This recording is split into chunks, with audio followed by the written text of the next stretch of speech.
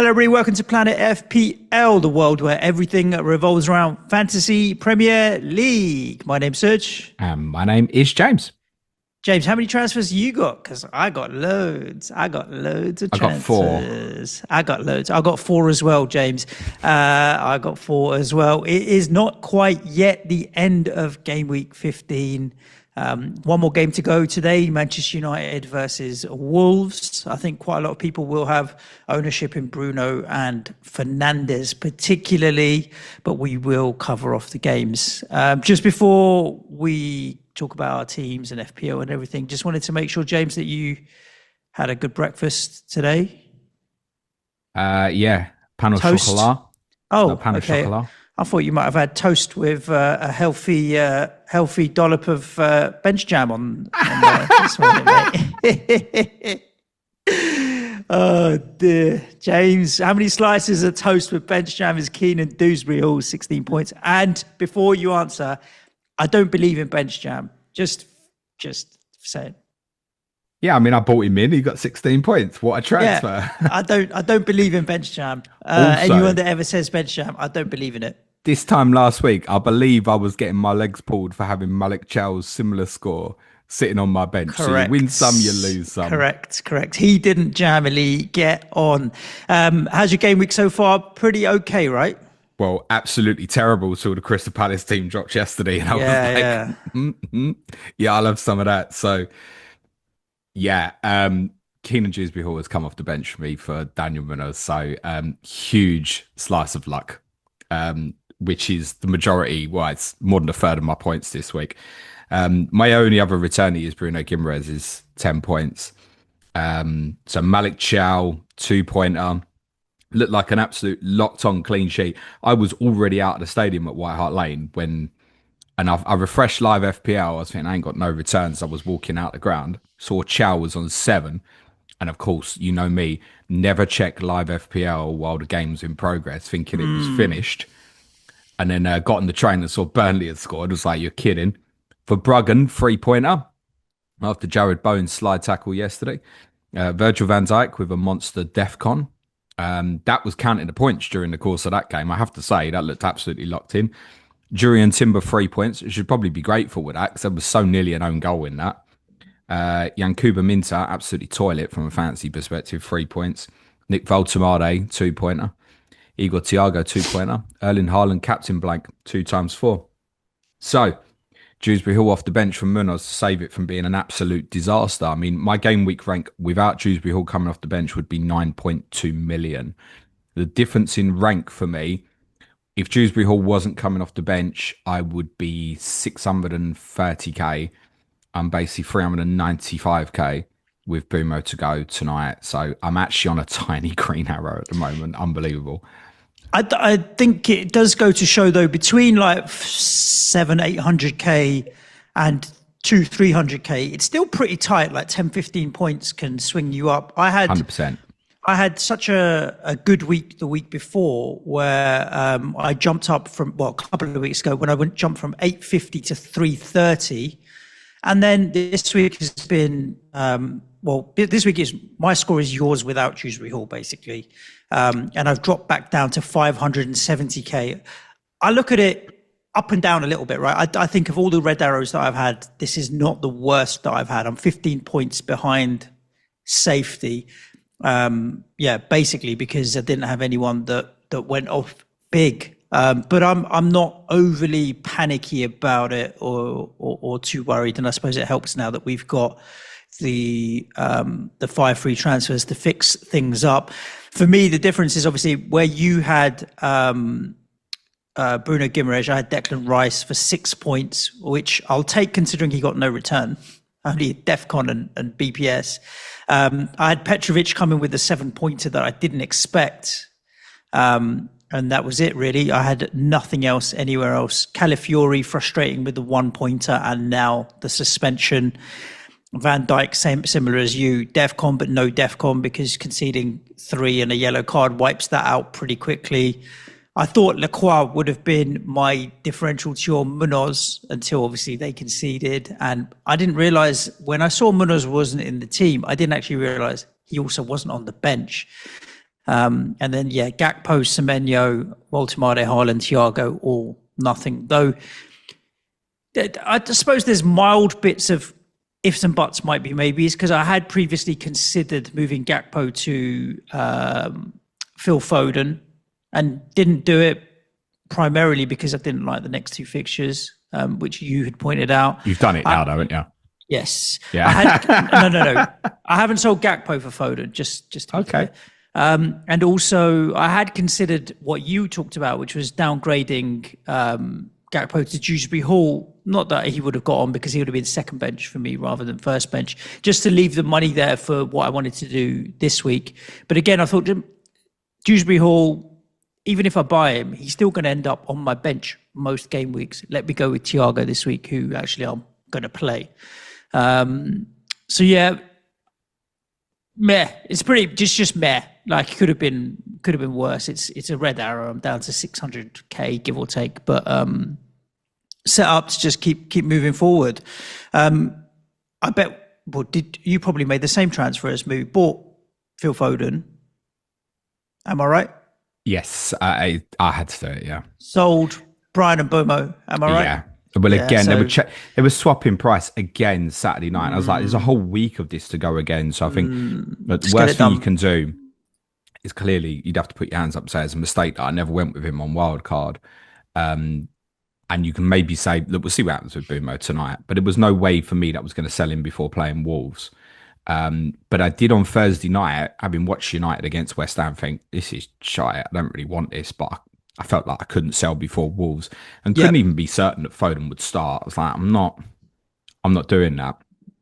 So I didn't, but I did do it Saturday night, because it's a week long's worth of him again. It looks like he's going to go up again in price in the next sort of 36 hours crazy. Or so, Foden. So, well, the thing is, everyone's got 5 free transfers. So on that circumstance at the moment, where you've got a player like that who's hit form, I don't know, what's he got? 40 points in the last 3 weeks or so. It's probably more, isn't it? I think. It's going to be more. But if 12, someone's got 17, 5 free transfers and hasn't got him, they're probably putting him in. I'm looking at this way. I'm going, I don't really want to buy a player when they're about to play Palace. Feels a bit shit. I'm looking at Bumo this week, but that the consequence is 100% that transfer would be happening ahead of game week 17. So it's like, right, how much do you let go here? So I built up so much value in the last week or so with this wild card when I hadn't built up any basically this season. He was beginning to kill me. It's like, okay, enough. I've kind of survived, right? Dewsbury-Hall has meant I've survived Foden giving me like another red arrow. So yeah, it had to be dealt with, I think. And because of the 5 frees, and I know obviously they're playing in Madrid on Wednesday, because of the 5 frees, like, right, I was prepared to go early with one. Like, Saka's very much on my mind as well, but I let that one go last night. It's like, okay, let me see, because if he plays 90 in Belgium on Wednesday, then I'm suspicious with them playing Wolves Saturday, whether I want to do that or not. But Foden, because the value element of it, I mean, he could go up 3 times again this week, it feels like. Yeah. I don't know how anyone with the 5 frees almost doesn't put him in. You probably... It's the first time this season I felt like I've been forced into a transfer, I think. Do you know, I'm not a fan of this period of 5 free transfers, if I'm honest with you. No, because most people are going to use them in a similar way. Yeah, it just makes me it makes FPL a bit of hard work, doesn't it? Because now you've got to monitor the transfers and watch what people are doing, and then figure out, like, is it a transfer that I want to make, or is it a transfer that I'm just making because I'm trying to cover people off and so on. I don't like FPL when it becomes hard work, and right now it feels like it's a bit of work to keep up. The thing, I suppose, my takeaway at the moment is that I only need to, just because I got 5, I only need to use 1 a week. I don't need to use 2. And I can keep rolling. And if a lot of people spank their 5 transfers in the next week or 2, and I've been able to roll them, then come game week 18 or 19, maybe I'll be able to attack in a slightly different way. So I do think I'm going to try and maneuver without having to spank them all very quickly and see what happens. I've got one big concern this week that will affect my rank, and that's I'm going into it with no Arsenal defensive, because Calafiori is obviously suspended. I need to have a think about what I want to do with that. Do I just let it go, or do I make a move that will cover it off? I've got Lacroix with Manchester City at home, which I don't see as a clean sheet. And I've got Calafiori suspended. Alderete has got Newcastle at home, which again isn't a great fixture. So defensively, a bit. He's dropped to 4, by the way. So he's back on my radar. I did see that. At the moment, I'm playing Alderete with Newcastle at home over Lacroix with City at home. That game at Stadium Light is going to be spicy. What I may consider doing, because I've only got 2 Arsenal, James, in Rice and Calafiori, is get rid of Virgil van Dijk because basically, and just pick up Timber. Just pick up Timber and leave him in. And I've got double Arsenal defence and just leave it there.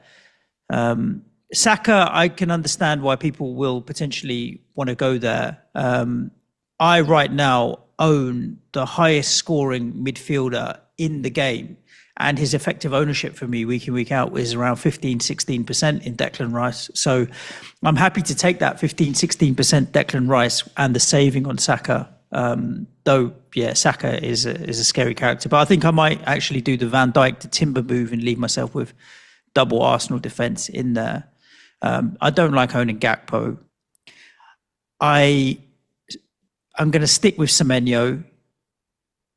Again, goal disallowed and whatever. He's going to frustrate, but there will be a game where he'll go off. So I'm going to keep Semenyo for now. Obviously, Bumo's gone on. I'm happy with Altamade, Haaland, Thiago. So at the moment, the only 2 additional moves I'm looking at is Van Dijk to Timber and maybe Gakpo to somewhere. But the more that Mo Salah stays on the bench, the more likely Gakpo's minutes are, aren't they? Well, Mo's going to AFCON anyway, so... Yeah, true. That's the other thing. You look at them Wolves-Leeds home games, 18-19, and here's the thing for me. I look at Van Dijk. Van Dijk's not going for me. Take a 2-pointer against Brighton, 2-pointer against Tottenham. If he knocks me up a 17-pointer in either of them 2, he's not worth selling. A 17-pointer in what? I'm going to keep chasing Tottenham? it. No, yeah, probably at Tottenham in game week 17 when I bench him is the possibility. More like 18 or 19. I was still going to chase one of them. He could have scored twice at the weekend, Van Dijk. Probably should have. He should have scored at least one, and then Perry made a great save for a second one. So I don't want to deal with that at the moment. What's happened with me, I mean, it's so interesting how you can almost spin your narratives. I bought Dewsbury-Hall, obviously, on Thursday night, knowing that was kind of 7th/8th attack I wanted for Christmas. And what I've wanted to do over this period was be ahead. And I knew it was going to get to a period around about game week 18 where Dewsbury-Hall was going to get really popular. With Ndiaye going, Everton's fixtures are incredible, and people going, I don't really want Grealish. Barry might be interested. I've spoken about this a few times. And just looking at going, Dewsbury-Hall was almost perfect for this period. So I'm going to be ahead on it. 4.9 was going up Thursday night. Went, yeah, that's going to be my guy. And I didn't really want to make a transfer this week. So the irony is, without the 5 free transfers, I wouldn't have done it. My big decision was whether to sell Rodgers or Sade. And Sade was like my biggest regret from the wild card. I was like, I should have gone with Utara, but I was thinking too much about having Bumo and Utara and not wanting to get rid of both at the same time for AFCON. So I sold Rodgers, and obviously I watched Sade get booked like an idiot at Tottenham at the weekend. So I've now got Sade suspended for Leeds. The irony is, so I'm like, I've got to deal with that now as well. That's been a complete waste of time. But had I sold Sade instead of Rodgers, I think I'd have had Rodgers first sub instead of Dewsbury-Hall. And then wouldn't have the points. So it's amazing how it works out. Exactly. It's lucky. It's lucky.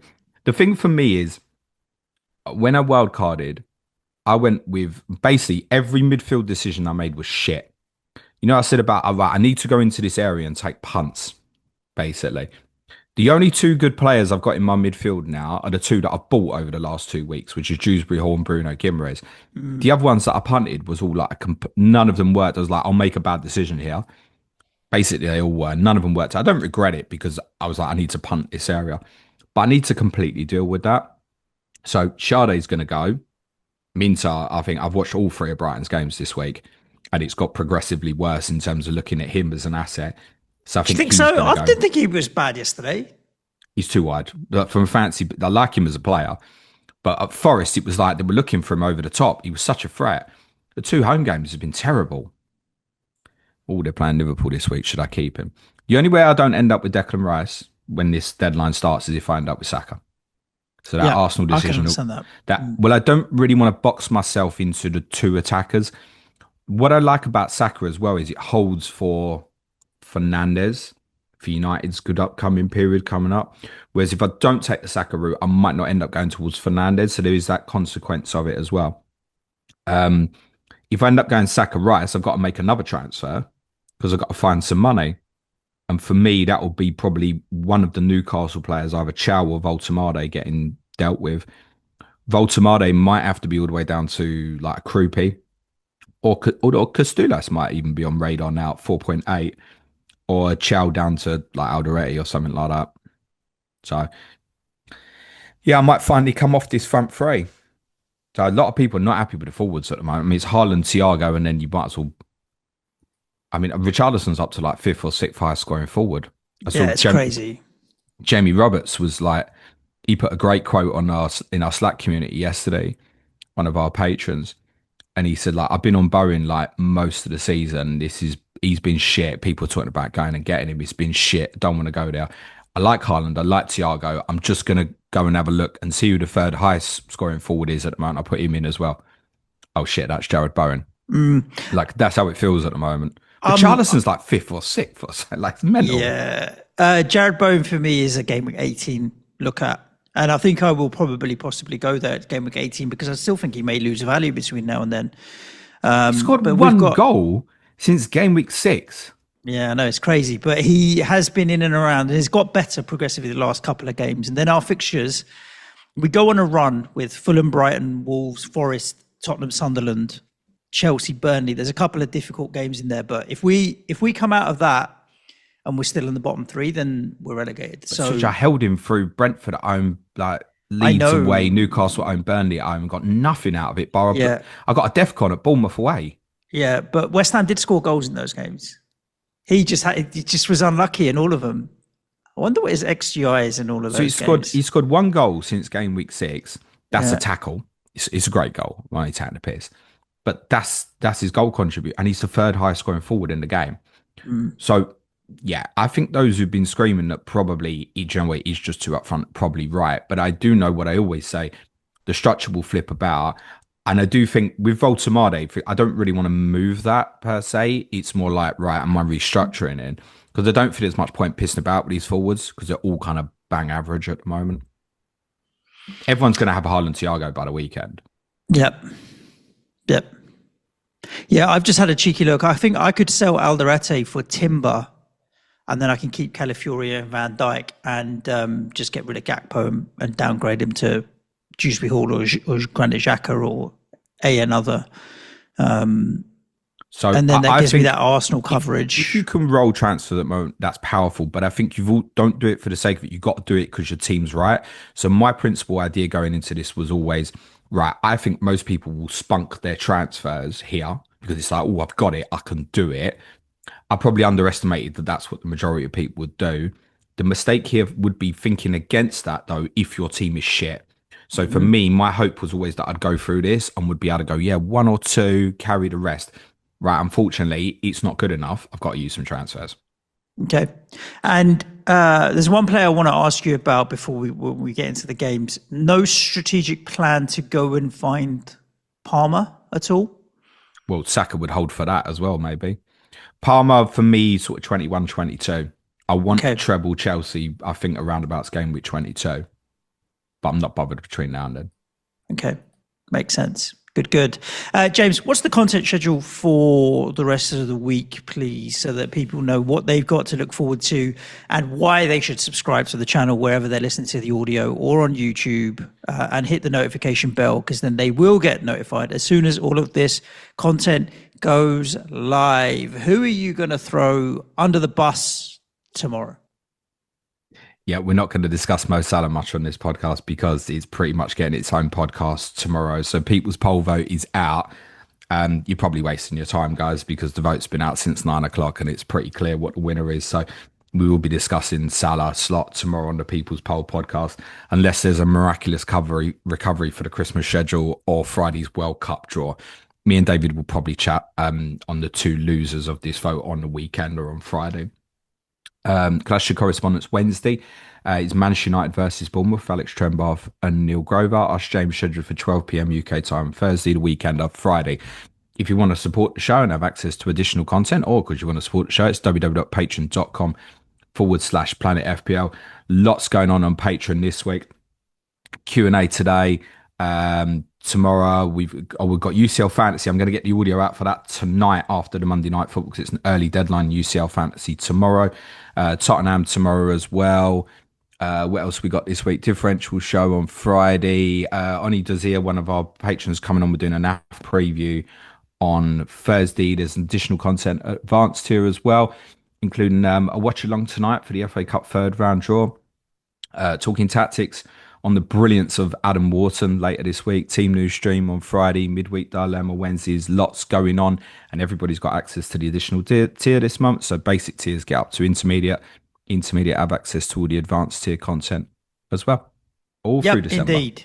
It's a bonus month where you get bumped up a tier. So head over to patreon.com, have a look, particularly jumping in with the community on Slack. It's a good place to chat to people and speak to fans of various clubs. If you've got FPL questions about them, you can do that there as well. All our correspondents are on Slack as well. So sometimes you can reach out to them as well if you want to.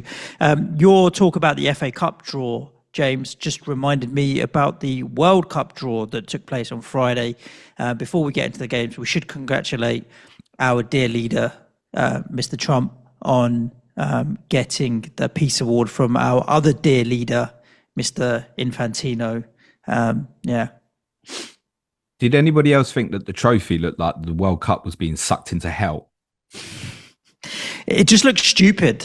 It didn't look good. It didn't look nice. The whole thing just was a farce. Yeah, it was mute the television or the finger's going to go down the back of the throat watching it, unfortunately. Yeah, so. Not the best draw for England? No, but we'll talk about it more on our Q&A later today because I have no doubt that some of our patrons will have sent some questions around it. But it's particularly frustrating when sporting integrity, it just doesn't feel like there is as much now because of the way that the draws are manipulated to help favour the big teams. Doesn't always work out, but it's the way it looks like, and frustrating. But that's a topic of conversation for another day. Anyone that thinks I'm serious, he is not our Let's talk leader. Something that probably won't happen again this season. Tottenham won and Arsenal lost. No. I think it will happen again this season. The probability is more likely that it will than it won't, James. Though, it was a weekend of crazy results and upsets. Aston Villa 2, Arsenal 1. Very exciting and very good game of football. I think Aston Villa can say that they carried on their form from the Brighton game, gave Arsenal quite a tough time. And Arsenal also had their moments within the game and could have scored. Emi Martinez having to make 7 saves in the end. David Raya pulled out quite a lot of saves as well. Good game of football. Good advert for the Premier League. And what a way to end it as well. It just felt like in that attack, eventually it was like, come on, can't they not clear this ball? It's going to end up in the back of the net if they're not careful. And it did. It was a brilliant game. It easily could have gone the other way, but I think Villa probably just about deserved it, actually. I thought it was splendid. There is a consequence that Villa had their best 11 on the pitch, basically by maybe question marks for Dean versus Maatsen at left back. Otherwise, I think that's their best 11. They were able to field it at the weekend. Whereas Arsenal, clearly there's some issues, particularly across the defensive line at the moment. 3 centre-backs missing. I saw a comment from our Wolves correspondent, Bradley Parker, after the game about whether is this the beginning of Arsenal's choke? Is this Arsenal choking? Looked back at the fixtures to see who Arsenal are playing next week, and I would suggest now is not the time. Whether they rotate against Wolves, there is a consequence. I said earlier what might happen against Bruges in midweek. But yeah, for Villa, I think, again, they've had a brilliant week. I watched their games against Brighton and Arsenal. They deserved to win, I think, both those games. They've looked way more threatening offensively over this last week. As per this time last week, I said to you, you don't sort yourselves out, the results will get worse. Well, they've sorted themselves out. They give Arsenal as much trouble as anybody's given them. this season, but I also don't know how much of a consequence that is of no Gabriel, no Saliba. Yeah. We don't know. We don't know. I just felt they weren't as physically dominant as they normally are. I think there's a psychological, isn't there, where you've got those two at the back. That also gives you a little bit of freedom. Whereas if you're concerned of what you've got behind you, sometimes you can't play with the same freedom and mental kind of safety net there. I think for Villa, the fixtures coming up aren't the best. Like, they've got trips to Chelsea and Arsenal consecutively in 18-19. You can be sure Arsenal want to put it right when Villa go there in game week 19. So I've no interest in investing in their assets. Anything I did have, I'd be quite happy to obviously play this week at West Ham in game week 16. But rather than going back and attacking the likes of Rodgers or a defensive one, Matty Cash has scored again, holds no particular interest for me. It is more about what to do now with Arsenal assets. Are you holding Calafiori? Yes. It's one game. I can't see the sense in moving him on. I guess it depends. Is that who you want long term? Yeah, I don't mind him long term. Because think about the value as well. Look, like Calafiori's at 5.8. Timber's up at 6.5 now, James. Yeah, so but you could, if we get more Gabriel news this way and it's really quiet, you could go Hincapi for a bit, couldn't you? Like, Hincapi's on my mind. Because I think if Gabriel even was to say, right, he's another 4 weeks, like in FPL terms, it's like 5-6 game weeks, isn't it? Yeah. What makes you confident on Hincapi? Obviously, because Mosquera's out as well. Well, Mosquera, we think, is definitely out until New Year. Mm-hmm. That's pretty much been confirmed. So in terms of a left-sided centre-back, miss Hincapi. I don't know why he's not going to play all the games at the moment. He's picked up a DEFCON at the weekend. I think he's doing okay. He's not as dominant as Gabriel, but I mean, it's so hard to have a replacement you think can be to the same level. So do I foresee a scenario where it's Saliba and Timber at centre-back? Sure, maybe in a fixture like Wolves at home at the weekend, but I think Hincapi will just keep playing. So I think for this period, that's probably the one to go and get from Arsenal at the moment if you wanted to add. And I might take that view as well and go, yeah, do you know what? I'm going to stick Hincapi in this week. Because I think I do want 3 Arsenal this weekend, but I'm not so bothered for the rest of Christmas. Yeah.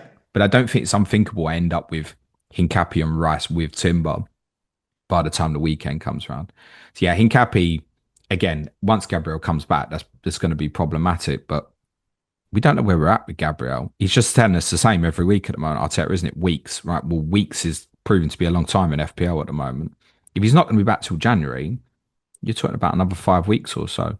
In which case, there's a case to say Hincapi would be worth it, and arguably for you as well. Yep. Well, the good thing with Hincapi from Alderete, for example, is I've got enough money to just go there directly without having to make another transfer to free up funds, whereas during Timber would require me to downgrade Gakpo. So I take your point there. I think even, I agree with you on Villa. It's avoidable right now. I know the away fixture at West Ham looks good, but based on what we saw yesterday, we're going to play 5 at the back again. We've been getting defensively better. It's not going to be famous last words, but I can't see it going off at the London Stadium. So I think you can come back to them after kind of. I think Daniel Marlon needs constant monitoring at the moment, because we know now, because it got admitted last week, that Watkins base is playing with a long-term problem. And it is noticeable, I think, that the trend of last week was Marlon starting against Young Boys and Wolves, and then Watkins coming back in for Brighton away and then Arsenal at home in quick succession. So is there something in terms of Watkins' experience that he'll really want Watkins for things like Chelsea away and Arsenal away, and maybe want Marlon for things like Nottingham Forest at home in game week 20? It's a possibility. I think we've got to monitor that sort of thing, because that's interesting, right? Mm-hmm. Their run is remarkable. I mean, essentially, if they'd not started the season as badly as they did, they'd be top of the league. Yeah, it's crazy. They're on a good run. And I think we should caveat what we've said previously with clearly they're overperforming their data. That's going to stay for a while, and that's correct. But they're not overperforming their data versus the last 2. No. So has the change happened now where they're creating chances better, etc.? Yeah. On Saka, I don't know what I need from midweek on Wednesday to feel like I've got to buy him and I'd be interested in captaining him. Is it him not starting? Because it just feels like it will be reduced. And I know the other consequence to it is like Arsenal aren't playing next midweek because obviously the Palace Cup game has obviously been pushed back. So there's 3 midweek afterwards, but it's not like Madueke and Martinelli aren't going to be banging on the door going, give me some minutes and stuff like that. Yeah, you almost worry that Wolves is the game where you might think, all right, do you know what, we can get away with playing Madueke and Martinelli. And if we need to bring him, if we need to bring some Saka on like they did in the previous league game, they can do that. So what keeps snagging at me is thinking that Madueke was playing really, really well when Saka was injured. And then Madueke got injured. So it was like, probably got to force Saka like back in quite quickly. And I think he's like back up looking towards 100% level for me. But now with Madueke, you just don't need to flog him in the way that you did before. If I said to you now, Madueke's playing against Wolves, you think Arsenal win? It's obvious, isn't it? Yep. So it's almost too good of a fixture from that perspective to feel brave enough with the captaincy. Because I feel like they could be 2-0 up at half time and they just go, yeah, bollocks, take him off. Yeah. Yeah, agreed. Rice really want now enough, doing things like that, 6-pointer in a game where he's not even returning and stuff. He's a high scoring midfielder in the game. I don't think he would be a certain starter either Saturday, but I would now take the view of him and go, yeah, I want him long term, I think. And I've punted in this midfield area. It's not worked. It's like, okay, right, we're stripping that now. The value's there in Foden. Rice is brilliantly consistent. Gimenez is consistent. I can keep that for a while. That's fine moving forward. Yep. So Rice, absolutely want. Brilliant ending, as you said. The goal is carnage. I don't know if that goal happens if Gabriel and Saliba are on the pitch. It becomes very messy for Arsenal, but Villa went for it right at the end. They took the risk and went for it, and I think they were rewarded. Some celebrations when it went in. And rightly so. I'm not talking about Villa Park, mate. Where you were. I was already in the ground. Yes, some roar. You could hear it go all the way around the stadium. Nice. Listen, sometimes you got to take any celebration that you can. Exactly. And where you guys have been, it was probably nice to see because it is painful. Consequence, it really helped Tottenham because the game started and everyone was in a good mood. Yeah, true. Let's talk about Bournemouth 0, Chelsea 0, James. No big chances for Chelsea. Didn't really rack up much in terms of XG. It was a surprising clean sheet for me for Petrovic. I kind of just had that bookmarked down as a 1 or 2 pointer and ended up being a 7 pointer. So pretty happy with that. Didn't see too much of this game. I don't think there's a lot to be seen from it. Doesn't sound like it was particularly anything exciting. Other than Palmer got his 58 minutes, and then João Pedro obviously came on for him. How many more games before Caicedo's back? It's one more after this, isn't it? So he's still a little bit of a gap before Caicedo's back. Caicedo will obviously play in Italy tomorrow night in the Champions League, and they're wanting back. And this is the point: the 4 fixtures after the Everton home game, and look, Everton doing extraordinarily well at the moment. 1-0 their last 2 away games, Bournemouth, Man United. So it's not a gimme. Chelsea then go to St James's, Villa at home. The return against Bournemouth, Man City away. Yeah. So that's what I'm saying. I'll look at them afterwards, unless it's enabling purposes. So I think for those on wildcard now, for example, I'd be strongly considering Chalobah as a long-term option. I think is the standout. He might be up to 5.2 now. I don't know if people consider that maybe a bit too much. But Fofana is 5.3, James. 5.3, really, yeah. I still think like for the period that Chelsea have from like 21 onwards, I'll probably want a piece of that. Yep. That said, if it keeps getting investment, maybe it's just like, right, find extras for Cucurella. But I think you'll get odd DEFCON bits. Fofana, unfortunately, will be managed wherever Chelsea can manage him. It might be that they put themselves in a position where he can play the majority of the Premier League games over that period. Enzo will tick over fine. I don't want him for this period. I may want him when it comes back around. Palmer, we'll see how he gets on over the next 3-4 weeks or so. If I was to buy a Chelsea player this week, the most likely is Mark Go. 4.2. Yep. I think it's 4.2. And I presume there probably will be some minutes there because Liam Delap looks like he's picked up a fairly serious shoulder problem. So for those still on João Pedro, probably thinking I can never give him up. Yeah, well, you may be still there. And I don't know if it's worth if you're sitting there with Haaland, Thiago, and João Pedro, what are you chasing? It's almost do you leave it? Yeah. Knowing that he could be really interesting again around about like as I said, game week 21. Unless you're you freeing keep him up the down? money. Yeah, you're That's freeing it. up the money is what you're actually doing with that. Yeah. Bournemouth also, I think, bar this game week 17 fixture against Burnley, shitty run, really. United away, Brentford away, Chelsea away, then Arsenal at home, game week 20. So I totally get from your perspective value involved in Semenyo, etc. And how many other midfielders, if you've already got like Foden and Rice in play, do you really want to go to? Totally understand that. I think they did quite well at the weekend because they had to fudge it a little bit. They had real problems in the midfield area. They basically played Alex Jimenez, who's a right back in front of Adam Smith on the right hand side. So they'll be better off for having like Tyler Adams back from. I'd said to you in the week that I thought if Adams had been fit, Bournemouth would probably beat Chelsea. I think it was a big miss at the weekend.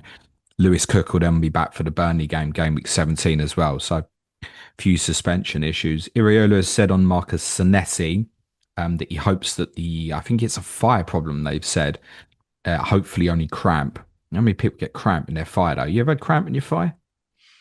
Have I ever had cramp in my thigh? Yeah, your calf and your hamstring. I don't know about thigh so much. Yeah, maybe my hip. Cramp Yeah, in but your hip? Kinda. Yeah. How old are you? Yeah, old enough, mate. Older than you. That's all the listeners need to know. but you don't look it. Well, maybe not. There's an argument to be had. Yeah, I've had cramp. Maybe it's not cramp, stiffness, tightness. I don't know. Yeah, I can understand. It can be that. Milicevic, who normally stands in for him as well, that sounds like he's got a problem that's probably going to keep him out for most of this month as well. So if he's got the two legs attached and can put one foot in front of the other, he'll probably keep playing. Be interested to see what Neil says on COTC because he's normally quite positive about Bournemouth, but they've had a challenging period.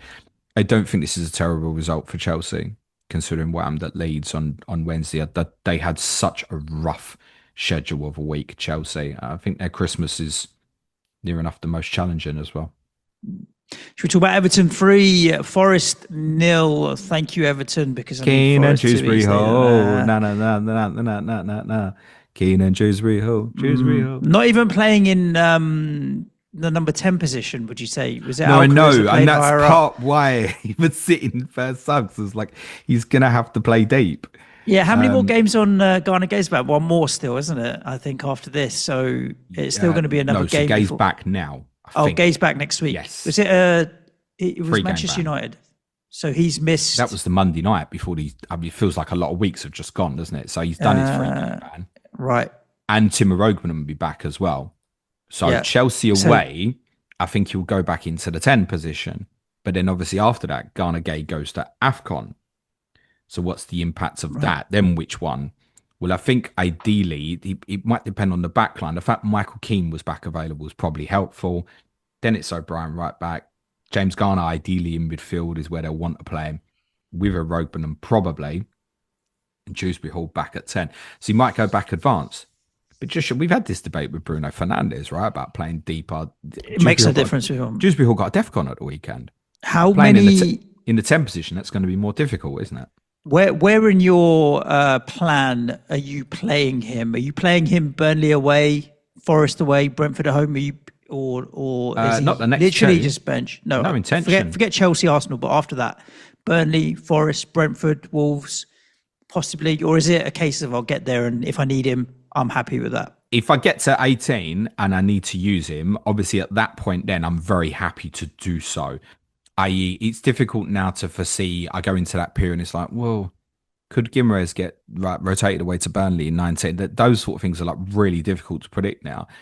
The beauty of him is that ain't going to happen. Mm-hmm. He'll play nearly every game and nearly every minute, I think, as well over the Christmas period. I think what's changed with him as well, that's noticeable from watching bits of the game at the weekend, and obviously reflecting on other things seen recently, the running off the ball against Newcastle, the goal at United, I don't know if that's changed something for him in the sense they were obviously in a difficult situation being a man short that day. I wonder if he takes that shot at Old Trafford if they've got an extra man on the pitch and there's another attacker around him where it's like, right, we've got to make the most of the small chances we've got here. I'll let go. And he scored a brilliant goal. Because the obvious thing I think looking at him is he's striking more. Okay. He's striking more. The returns that had been kind of ticking over for him, a lot of it's assists. He's on a lot of the corners and stuff like that.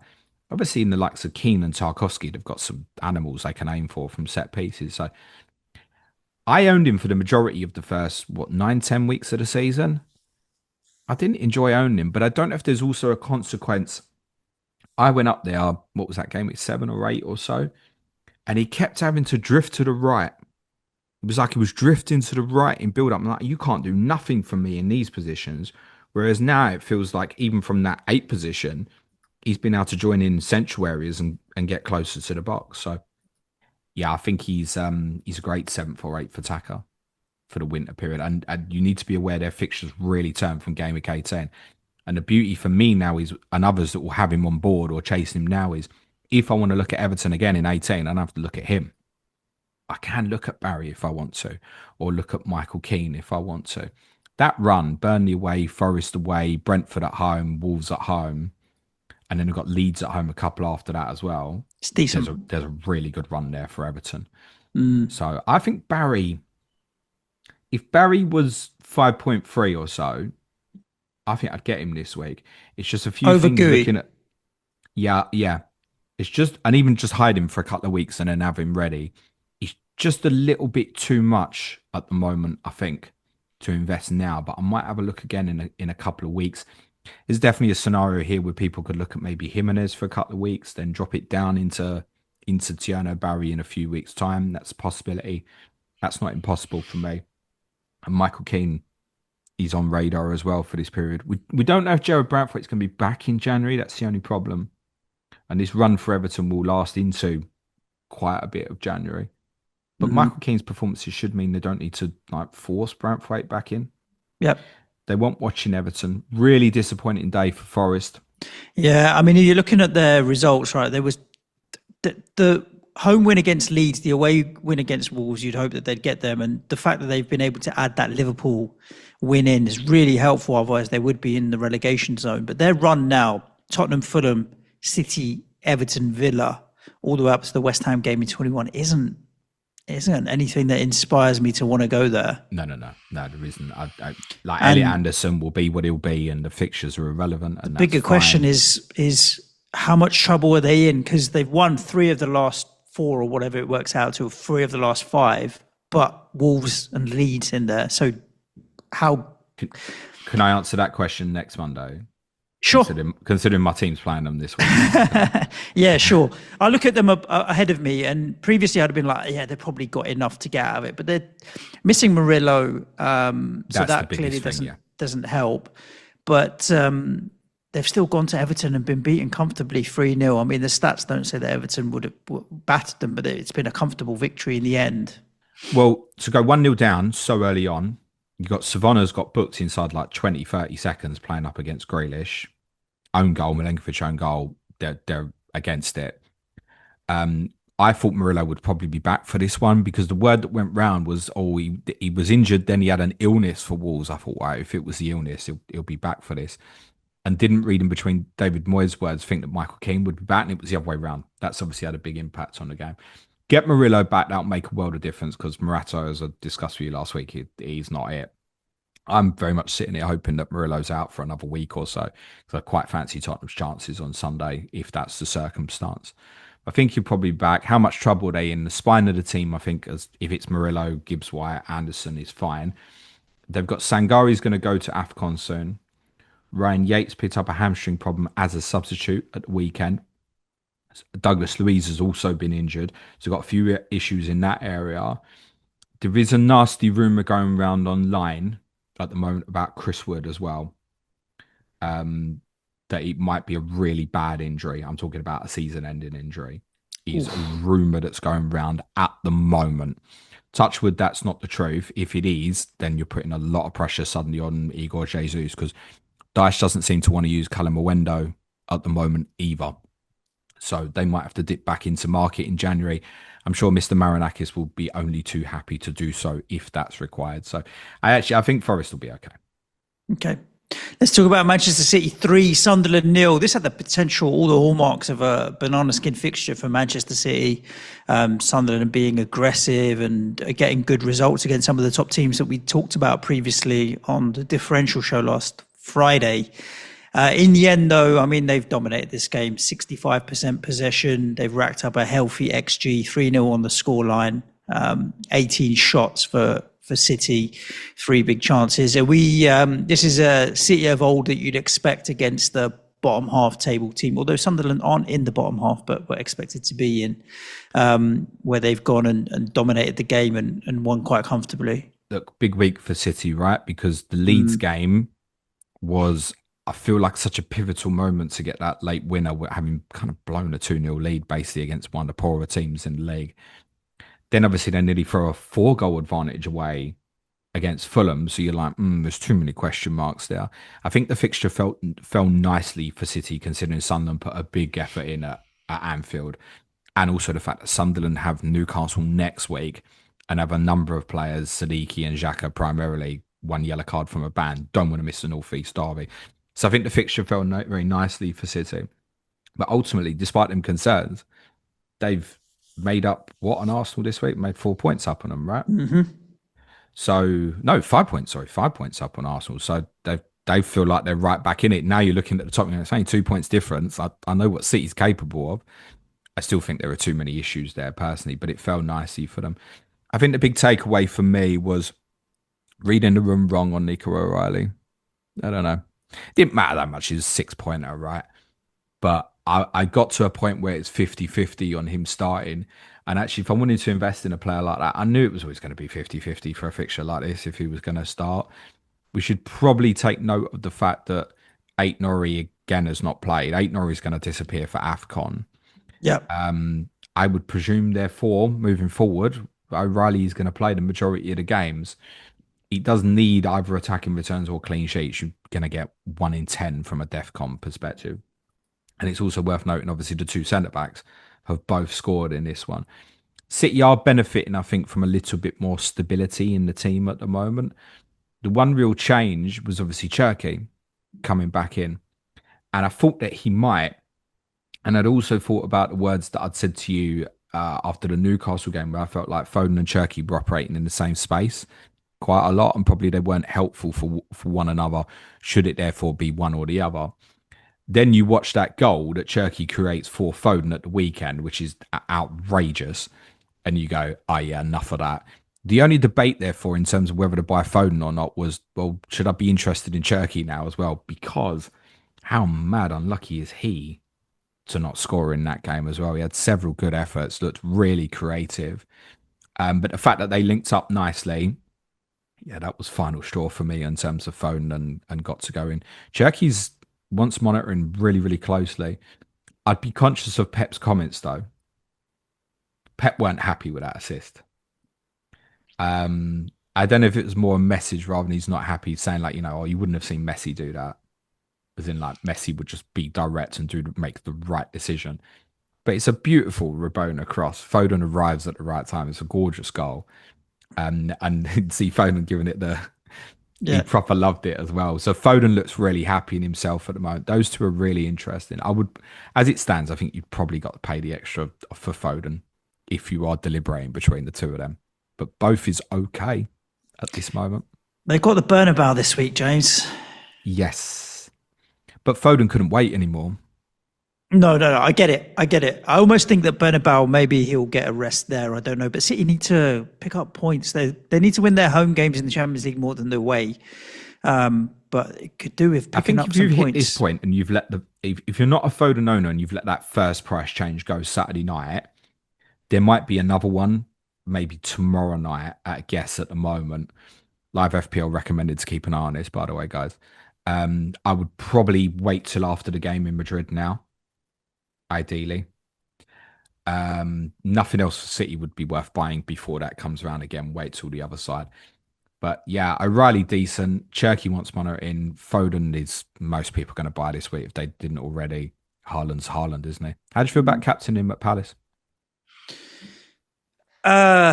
Bored of this, but I'll do it anyway. I feel similar to how I felt against Fulham. It was like, is there enough for me to go against it? And I don't think there is. Particularly on City's form, like as much as they've given away the advantages in the last couple of games where they've conceded 4 against Fulham and they've conceded against Leeds as well, they've still scored 5 against Fulham. They still scored 3 against Sunderland. They still scored. Like this is a freak occurrence where they've got 3 goals and he's not involved. So they're scoring goals. He had one cleared off the line as well. Yeah, have you seen his heat map? No. Shall I have a look at it? Well, go and look at average positions on Sofa Scores because you'll wet yourself laughing. While you look, captaincy this week, he's played sweeper. Yeah, he's hotter in his own box than he is in theirs. It's crazy. Erling Haaland's average position for Manchester City at the weekend was the deepest of Manchester City's starting 11. He essentially on a formation axis looks like he played central centre back and City played a back 5. That's because he's obviously cleared a lot from corners or stuff like that. Yeah. And I looked at half time. I don't know what he finished on, Suj, but I know at half time he'd had 2 touches. Total touches in the game? At half time he'd had 2 touches. Right, I can tell you. While you're looking, captaincy this week. Saka, I'd need real confidence in from his minutes in Bruges to feel comfortable to chase that. The other one is Thiago against Leeds. And what I've watched of Leeds and their improvements over the last week, plus how shite Brentford were at Tottenham on Saturday, I'm not convinced about that either. That's not to say Thiago's a bad buy. He feels like an obvious one if you don't own. But to put the armband on him, I don't know, man. 11 touches. Okay. As I said, he did have one cleared off the line in the second half as well. I've got another great one for you for heat maps in a second as well. Must touch on Sunderland. Massive game for them against Newcastle at weekend. I won't see it, so just please watch it for me. I'll be in Nottingham. Okay. You've got to watch that one Sunday. You're not playing Sunday, are you? No. Shit, you are. You're playing Villa at 2:00. Is it the same time? Yeah. All right, I'll have to. I can do Hunter, multi-screen. No, it's fine. Hunter, you're watching North East Derby on Sunday. If we're 1-0 down after 5 minutes, I'll switch over and leave West Ham be. I have no expectations with West Ham. David will choose the North East Derby anyway, because that was going to be my bit of advice. On Sunday, watch the North East Derby at 2:00 on Sunday. Afterwards, they've got players obviously going to AFCON. Reynaldo missed the weekend. We think he's going to be back for the North East Derby. Minor concern. Then he's going to go. Masuaku's going to go. That's not a problem. Siddiqui is a bit of a problem. He's got a good relationship with Xhaka now. He's going to go after the weekend. Diarra's been injured, presumably going to go. Taubi, Adingra, Traore have all been in and out the team, but all probably going as well. The fact that all 3 go together is not necessarily helpful. So I'd keep an eye on that. But yeah, as I said to you earlier, the fact that Alderete dropped back to 4, I'm quite interested in that. Because I think their Christmas isn't great, but looking further ahead, sort of, there are fixtures that look better than in the long term once we get into the new year. And how often I look at investing in Anderson as an example. So if I end up with Saka Rice this week, I don't need to find too much money to make that happen. So I could make a move like Chow or O'Reilly to Anderson. But I do keep looking at it and think, how often am I going to use Anderson? Now, it could be really handy for me for Christmas period, particularly with Fulham having some nice fixtures. But should I just come all the way down to a 4.0 and then that 0.5 is there for something else? Something else. Moving forward. Like it might be jumping back up from Van Dijk to Gabriel very suddenly, for example. So, yeah, Alderete's, now that he's dipped back to 4.0, is back under real contention for me. Let's talk about Newcastle then, because we talked about that North London derby. 2-1 home win against Burnley. Doesn't feel like it was a dominant 2-1, maybe on possession, but Burnley, from the stats, looked like they had 3 big chances. Could have scored more than 1. In the end, it's just Zian Fleming as a... Well, they should have equalised at the death. Yeah. Did you've talked about Gui, and you mentioned... who else did you mention that's 5.3? Barry. 4.3. Oh, Barry's Barry. like 5'7", isn't he? 5'7" Oh, is he as high as that? Is Ian Fleming not within that same conversation? I'll be interested to know. Burnley not doing great. I do have an interesting start at the weekend, Suj. It was a sub, I know, but his goal record's decent though. He's now talking about, is it 6 goals this season? 5 goals this season. So and now we know he's under pens most likely as well. I mean, look, they've changed a lot at the weekend. Foster, Breuer, Larsenal coming in. Lucas Perez played at left back, who's hardly featured this season, was sent off. I don't think referee, unfortunately, has got any choice on that particular decision. I think they get both the handball decisions in that game correct as well. So no, not of particular interest really to Burnley. Interesting one as well for the game against Fulham this week. It's Kyle Walker's suspended. Right. And Fulham will spit about it a bit. I think Fulham were a bit unlucky yesterday, personally. Hannibal's out for a few games now as well. That's due to an off-field incident where he's been banned for 4 games, which included the game just gone. This came out on Friday night for spitting at or in the direction of Leeds fans following the fixture there in game week 7 or 8 or so. He's also scheduled to go to AFCON as well, and so is Axel Tuanzebe, who's got an injury at the moment. He's scheduled to go, and of course Lyle Foster will go with Burnley as go with South Africa as well. But Breuer obviously is available at the moment, so that's enough to put me off Fleming, I think. Okay. So, yeah, no real interest in them. The standout thing for me at the week was Marcus Edwards' ball in for that chance at the end. And he's seen a few little minutes recently. I'm not suggesting that's an FPL interest to anyone. It just warms the heart to actually see him on the pitch and having a contribution. For Newcastle, Suj, look at Voltemade's heat map from the weekend. If you were buying new, I mean, him and Haaland can hold hands in the penalty box if they want to. That's their own penalty box. If you were buying new now with Newcastle, Voltemade, he's fine to stick in there for a couple of weeks. I do want to get back to Jared Bowen from Voltemade. Bruno Guimaraes, 6.9, Mr. Consistent, getting the DEFCONs, chucking in a few attacking returns, 3rd highest scoring midfielder in the game. Anthony Gordon, 7.2. It's not a big jump up, and Gordon has had a patchy season. He's missed a bit through injury. He had a long stint where he wasn't returning, but he was returning. He was just doing it in Europe, not in the domestic league. Do you feel fruity? Like in my position right now, if I was to go somewhere from Cody Gakpo, for example, would there be an argument or a bit of fun to be had where we're all going towards the same template team to go Gordon over Guimaraes just to have a little bit of fun? No, I'd be more interested in selling my Newcastle assets than buying them at the moment. Okay. One is a consequence of what I said after the draw with Tottenham about they're going to concede more goals at the moment with Nick Pope not in goal. I truly believe that. Gordon, you'll be bringing a sweat on for the people that owned him before. Most people who bought him like last month have claimed it as one of their worst transfers in FPL history. And I don't think we'll want to go back there. Are probably scarred that badly from the experience. Ultimately, he scored 2 penalties this week. Okay. Guimaraes, though, you still think then come off? Or is he, because of his consistency, he's Guimaraes at the moment. Declan Rice light, isn't he? Or he's at the same price. He's more likely to get sent off at the weekend than he is to score. Yeah, that's true. I find it really hard to buy him just because I don't like him. Nothing. It's just dirty and annoying on the pitch. That's obviously an exaggeration. That's not actually true. But I would not chase Bruno Guimaraes as an asset at this point. I'll tell you why. One of the reasons I went there was very much the returns in the home games. 2 home games, which he's done. Seen it again. 17 points from the 2 games. Thank you very much. Fantastic. Their next 2 home games are Chelsea and Crystal Palace. Right, that don't inspire much. And that's 2 of the next 5. There are away games at Sunderland, at Manchester United, at Burnley. I also don't think we can be certain that he starts all those games. Eddie Howe is beginning to rotate more. Look at the weekend. Willock in, Ramsey in, Elanga in for Murphy. Fabian Schär has played. Lewis Hall, we think, had been ill a little bit this week, which explains that away a little bit. So he's using the squad a little bit more. I'm sure he'll pick the strongest team that he can. So there's no doubt that like Guimaraes, etc., will play at Sunderland.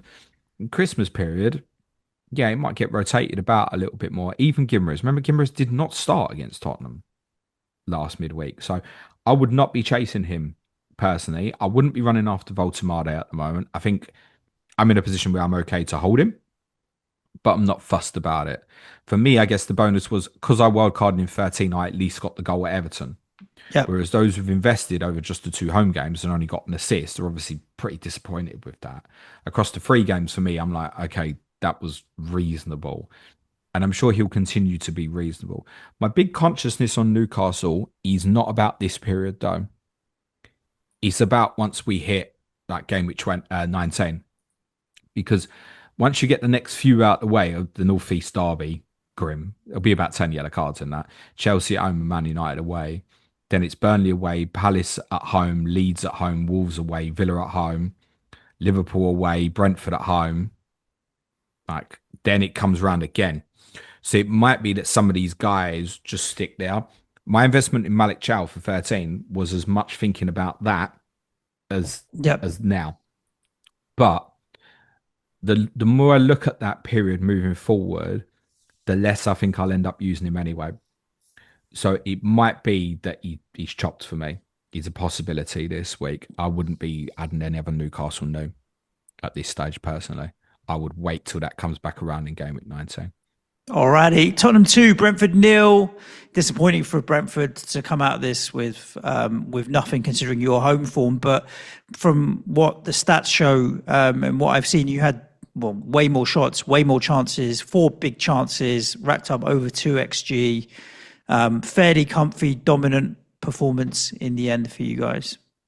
Yeah, it was straightforward. On a conversation I had with Clates on Tottenham House and Patreon last week was what this game needs to be for Tottenham is that we make the game as easy as his team made it the night before. We win 2-0, we disappear, we leave. That's pretty much near enough paraphrasing exactly what I said. And that's how it turned out. And actually, we should have won by more. So this was comfortably the best home performance of the season. And I'd probably actually argue, bar the victory at Manchester City in game week 2. In fact, I'd probably go to say it's our best performance since then. Interesting, your double pivot of Bentancur and Gray. I know physicality within those. Bentancur was not bad, but you've had Bergvall in there, you've had Paulinho in there. Sometimes Sarr plays in and around that midfield. Regular listeners will know what I've been saying recently about Tottenham's midfield. And shite. Yeah.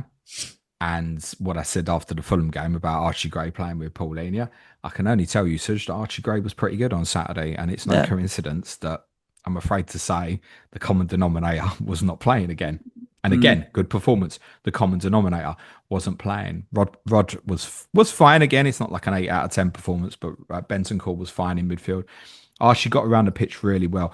What he's good at is the off the ball stuff. And he got around Damsgaard really well. I like him running into half space channels. He's a decent carrier. His passing actually in the game was really good and crisp. Not outrageous, just getting it, giving it, bit quicker in his decision making. So yeah, positive for Archie. But I do think it was also consequent. Brentford were shocking, mate.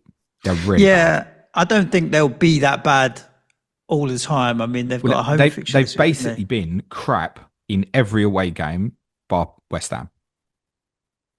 Yeah, and we were probably the worst I've seen a Premier League team play in a long time in that game. But their home games is a win against Burnley, a win against Newcastle, a win against Liverpool. They lost to City, but then a win against Manchester United. Who are they playing? Leeds at home next. All right, cool. Thiago's and then Wolves afterwards.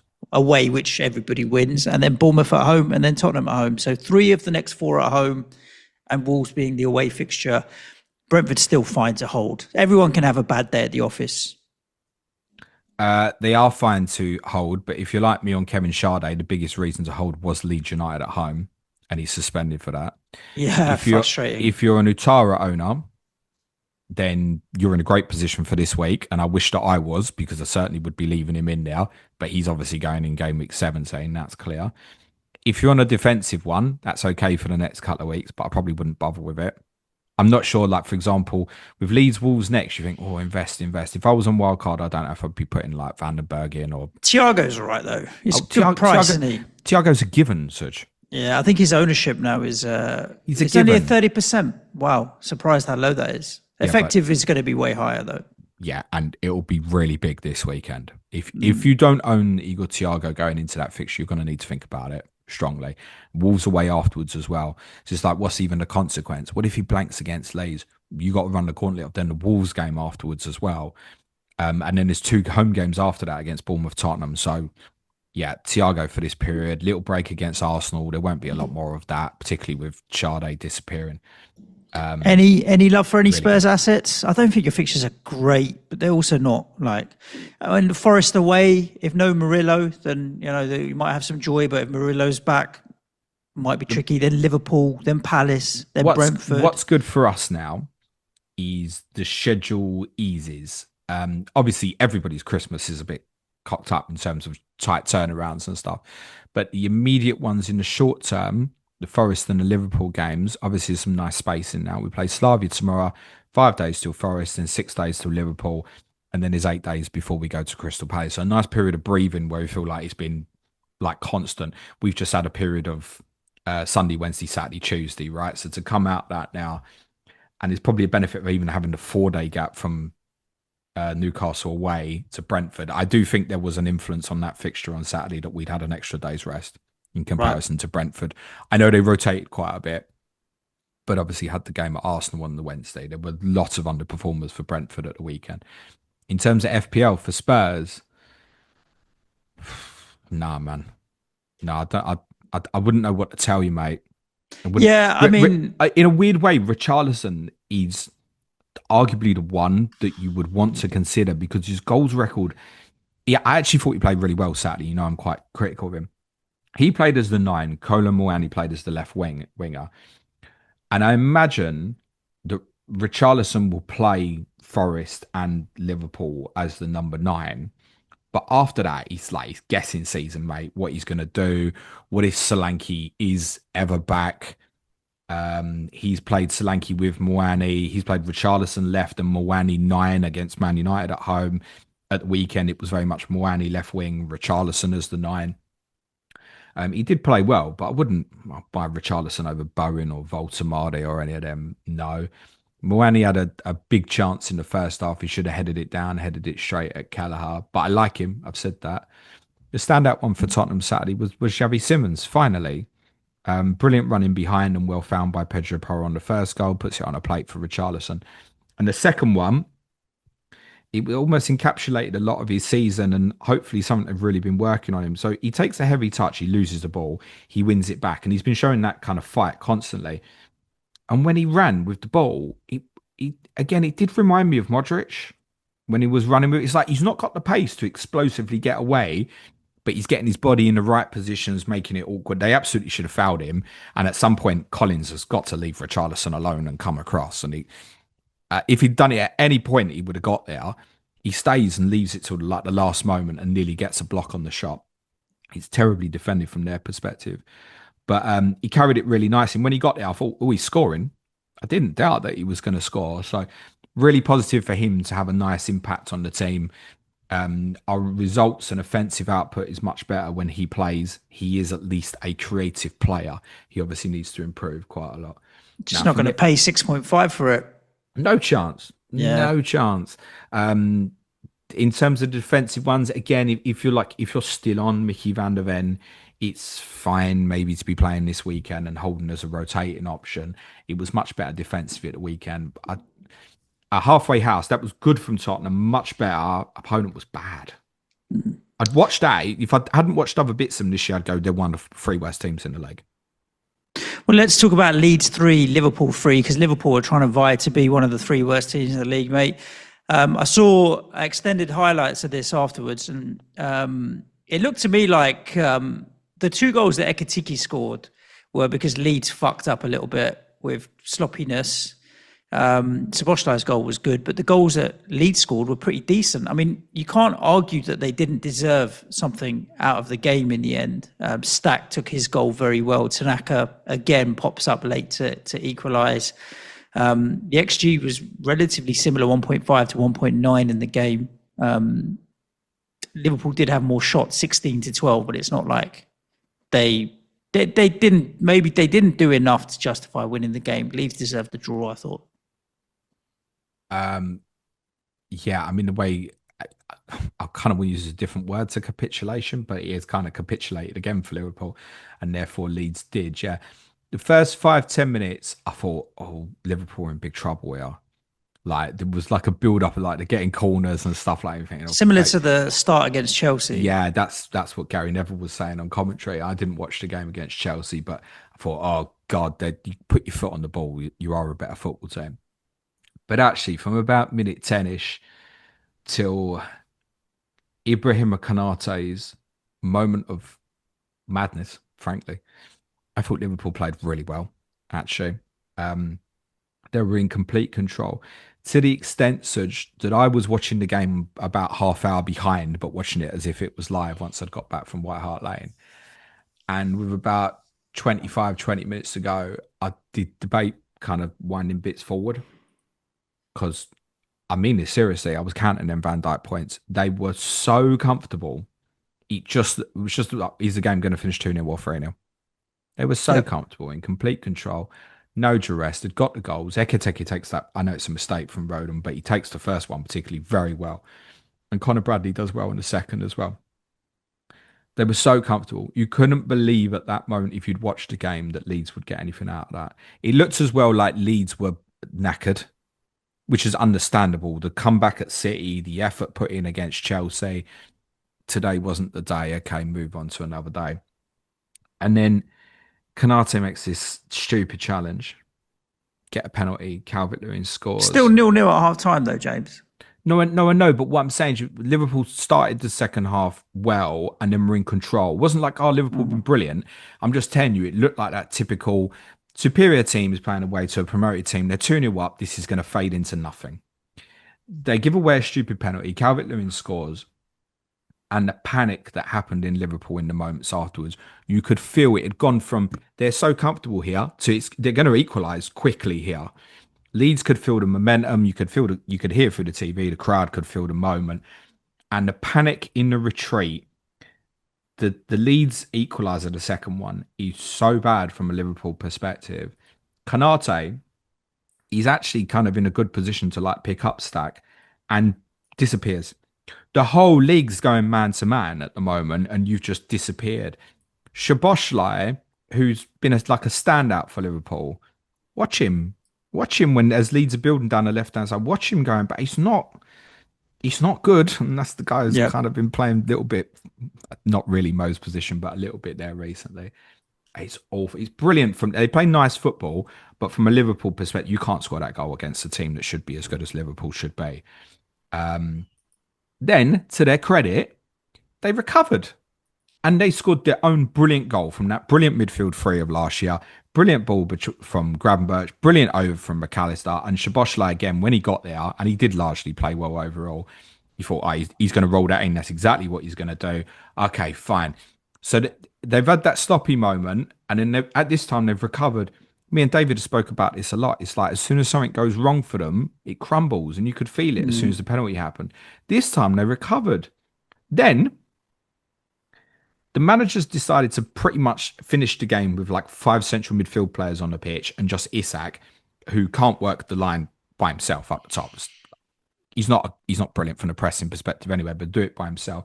They just narrowed it all up, and you could feel Leeds even thinking, well, it's going to be easy enough to get the ball in the box here. I just got to let it forward at the right time to someone. Sure enough, that's what happens on the equalising goal. And yeah, by that point, they probably deserved it. The biggest damning thing, and we'll speak about it tomorrow, was like when it went to 2-2, and it's like they're talking about Slot and his assistant, what should we do? And Isak's warming up and Salah's sitting in the dugout. And it was at that point then I thought there's something majorly wrong here that's going to make too many headlines. Yeah, Mo's topped it up. Again, that's almost certainly a whole podcast tomorrow. We're going to cover it. I wonder, you can ask David as well when you talk about it tomorrow, if Salah wasn't about to piss off to AFCON, whether he would have had the outburst that he's had. But the fact that he can do that and then disappear off to AFCON, he hasn't got to deal with it because he's not in and around the club for a few weeks. Why didn't he wait till next Saturday then? These are all things we'll probably cover up tomorrow, right? Today, Arne Slot is going to get asked. He's got a press conference today because they're in the San Siro tomorrow night. He's going to get asked in Italy this evening, see what he says, and we'll then we've got both sides of it, haven't we? And Yep. we'll discuss it tomorrow. So, in terms of the FPL stuff, Yeah. You buying anyone from either of these two clubs? No. Leeds, no, but I think you keep your cheap enablers on radar. Calvert-Lewin, I wouldn't trust to play as like a third forward. I wouldn't trust enough from a minutes perspective over Christmas. They'll manage him properly, I should imagine. And it's worth shouting out Daniel Farke in the sense that he changed the system at City, went 5-3-2. It worked really well. They've used it since, and then chopped this up and went to like 4-3-3 basically towards the end of this one. And that's worked for them as well. So nice to think that the chopping up of the systems has worked basically on different occasions for Leeds. That this week will give them real confidence for what's to come. And actually, they don't have a fixture list where you should now be going, I expect Leeds to win like Brentford, Palace, Sunderland, Liverpool United. The Sunderland game and Brentford games being away means that actually they don't show up great on a ticker, and go to Newcastle away after that as well. So their fixtures are still rough. So probably not such. Yep. Liverpool, no. Let's have a conversation, I think, after the Brighton and Tottenham games. And obviously the Inter game tonight as well. But no, I wouldn't be. I don't think if you're on Gakpo, like I don't feel like it's a definite sell. Slot does love him. There are good fixtures there. Isak and Ekateke is kind of yeah. If you're on free hit this week, something might happen tomorrow night that makes one of them maybe interesting. But I don't even against Brighton. You even say that's one of the best free forwards in the game this week. If it's No. Thiago, I get it. If you're free hitting this week, you probably inclined to maybe want to take Haaland on. And but alternative forward options are not great this week. What do you look at if you're on free hit this week? Like Gyökeres, Thiago, and Jimenez, something like that. Maybe? Gyökeres, you think he'd start? Again, judge after Arsenal Wednesday night, but I would Yeah. think that's probably what they're planning. I would think. I would Yeah. not invest in Gyökeres, by the way, but it might be one for free hits. You go, yeah, okay, I can do that. Take a pump. Yeah. We'll learn a lot from the European games for sure. Van Let's Dijk's talk staying, about. though. He's not. I'm not selling him. He should have scored in the first half, and at 2-2, Perry's made a great save from him as well. I'm telling you, Suj, I was watching that game, counting my points. They were in so much control. Yeah. He will frustrate, but I can understand what you're He saying. ain't going to frustrate because my expectations are low. But them, particularly the Wolves home game in 18, I'm like, Wolves and Leeds, yeah, maybe. Yeah. I don't know if it's worth a transfer to move it out at this stage. I've got other things that need dealing with. Alrighty. Brighton won, West Ham won. One of the Brighton players you talked about is Yakuba Minten. He's one that you wanted to deal with. You also own Verbruggen, who ended up at least getting a save point for you. Brighton won, West Ham won. It's an odd one. I think all West Ham fans are in the same boat. Is if you'd offered it a draw and a point before the game had started, we'd have all taken it. And coming away from it, we're all a bit upset that we've only taken a draw away from the game, to be honest. Yeah, the way it's finished at the end, I can completely understand that. Um, I think the kicker for me is when I look at Minter's fixtures moving forward, like the Sunderland, Fulham, Burnley home games are good. The away games, obviously Liverpool, Arsenal, Man City across the next six, not good. Do you think if I can find the right rotation with Minter, which would probably have been with Brentford, Kevin Sade, idiot, then maybe I'd stick around with him for a little bit more time. But not impressed with what I watched across the two home games. He went playing way too wide. There's two home games in a row now. It's the two home games that he's ended up playing really wide and holding the touchline. So they ended up fudging it where one the left back essentially, and they swatched around Kadioglu and De Kuyper during the game yesterday, where De Kuyper's then sitting in left-sided centre back, Kadioglu's playing like a left winger, and Minter's playing like a right winger, and they're just trying to overload and crowd the sanctuary. Whereas Minter's your only hope with Minter is that he gets to the byline, gets a cross in, or he cuts inside and shoots. And once teams are in deep, that's so difficult if you're the one without support in terms of overloads on the wide area to then offer proper output. And I was always suspicious with him that I'd said this when I got him that I felt like a lot of his returns have been like shots that were blocked that then someone else put in and stuff. He's a brilliant, talented player, and I'm sure he's going to go on to be a really good player and someone very interesting for fantasy again. But I'm probably in a position where, despite the fact he's playing Virgil van Dijk's Liverpool, I'm quite happy to probably cut that, I think. Fair play. Yeah, there's not really much. I was also counting for Bruggen's points yesterday. No, I wasn't actually counting for Bruggen's points. To be fair, I mean, I think West Ham could have won that game. With Nuno at the moment, it is really wait till the team drops before you have any idea of what's going to happen, because after the performance against Manchester United, and I know Thursday, Sunday, is it a quick turnaround? I didn't know what he would drop. I didn't think he'd move to a back three and Kilman would come back into the team. I didn't think that Guido Rodriguez would come back into the team. Glad to see Somerville obviously come back. He did say in his presser that Paqueta was coming straight back into the team. So yeah, I don't really know. With Nuno, it's figuring out systems for different games and still getting the team to improve. They are improving. There is definitely improvement within the team. Other than the Liverpool game, like, there's only one defeat in like 6 or 7 games now, whatever it works out to. So he's still just figuring out the pieces of the jigsaw, I think. And if we hadn't played Rodriguez and played Potts in there instead, maybe we could have got something. I wouldn't have played Paqueta and I would have played Wilson. Maybe we could have gone on and won the game. But yeah, Somerville had a couple of chances in the first half. He looked rusty. Like, had he not missed a few games, maybe he would have been in flow to finish off one of the chances that he had in the first half as well. So yeah, the problem with Nuno at the moment is that as soon as we're 1-0 up or in all of these games, he loves to fucking take attackers off and put defenders on. Loves it. And I think it's starting to piss people off a little bit, but I don't know. Yeah, I have very low expectations as a West Ham fan at the moment. And so just the fact that we kept them to no shots on target for the whole 90 minutes and all of their shots on target came in added time, the fact that we were even winning the game for 20 minutes and played all right is like, all right, it's pretty good there, you know. I think any neutral would look at it and be like, it's not a lot to celebrate, but for us it is. Jared Bowen, after the next couple of fixtures, he'll be on radar. There's no doubt about it. He's always in and around and involved, mate.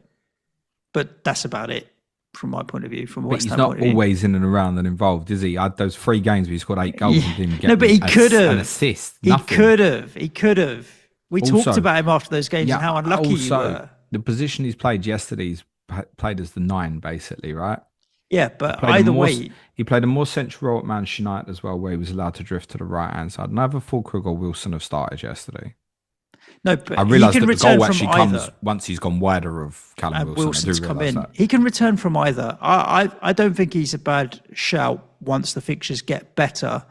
And we've talked about how there's no other forwards right now really in the game. So depending on what happens with players obviously disappearing to AFCON and where you are.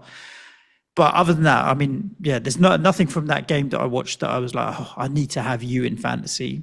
Not really. No, consequences for these two teams might be a little bit more about what happens after this week. So West Ham have obviously got Wan-Bissaka and Diouf both going to AFCON. That's going to give a real problem in the wide areas. And I'd be conscious of that from a Jared Bowen perspective as well, because Wan-Bissaka's athleticism on that right-hand side, if Wan-Bissaka plays behind him, I think he's helpful, right? You've possibly got a scenario here where it's going to become Walker Peters, who's been fine this season. His athleticism is fine, but he's not as physical a player as Wan-Bissaka, clearly. Or Nuno goes, I'll play Ollie Scholes right back, and he's due back very soon, and plays Walker Peters at left back. Should we rule that out as a possibility? Because that's what he wanted to do before. With Nuno, I don't think you can roll anything out as a possibility. It says a lot that he brought the young kid on, Ezri Meyers, who makes his debut, and he's a left-sided centre-back / left back.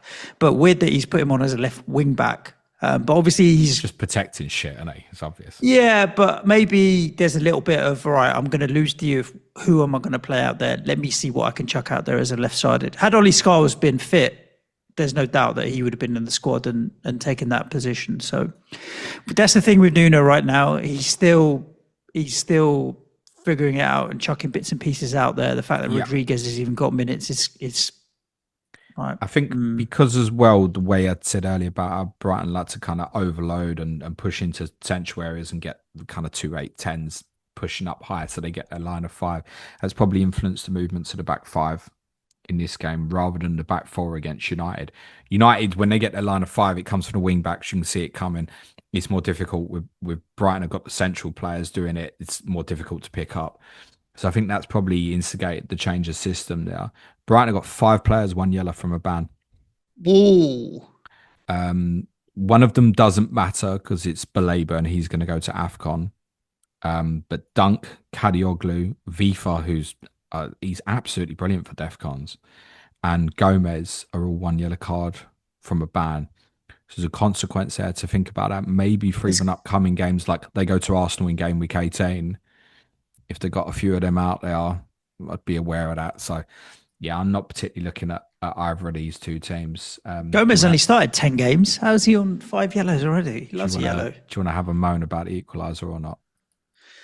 No, I do not. And I'll tell you why. Because what's the fucking point is my attitude towards all of it.